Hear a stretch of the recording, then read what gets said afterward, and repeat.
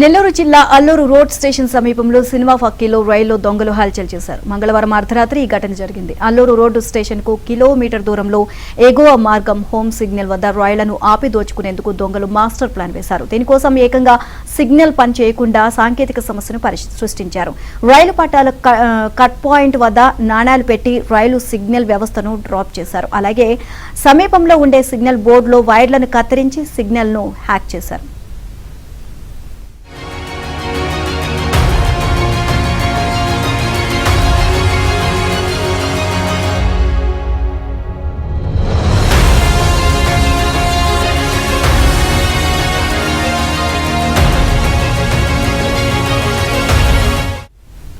మంగళవారం రాత్రి హౌరా నుంచి బెంగళూరు వెళ్లే సూపర్ ఫాస్ట్ రైలును ఇలా ఆపేందుకు ప్రయత్నించారు.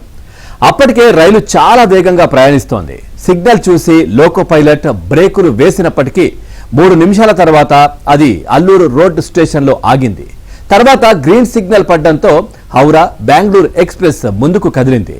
దీంతో దొంగల తొలి ప్రయత్నం విఫలమైంది.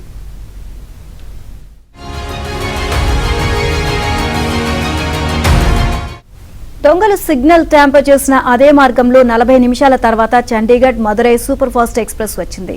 11 గంటల 50 నిమిషాల ప్రాంతంలో లోకో పైలట్ ఎల్లో సిగ్నల్ ను గమనించి వెంటనే బ్రేకులు వేశారు.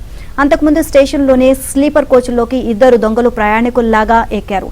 మరో 3 దొంగలు కింద ఉండి సిగ్నల్ ట్యాంపర్ చేశారు. రైలు ఆగగానే కింద ఉన్న దొంగలు లోపలికి ఎక్కారు. అప్పటికే లోపలున్న వాళ్లతో కలిసి S4, S5 కోచ్ల్లోని ప్రయాణికుల పైన పడి నగలు దోచుకునేందుకు ప్రయత్నించారు.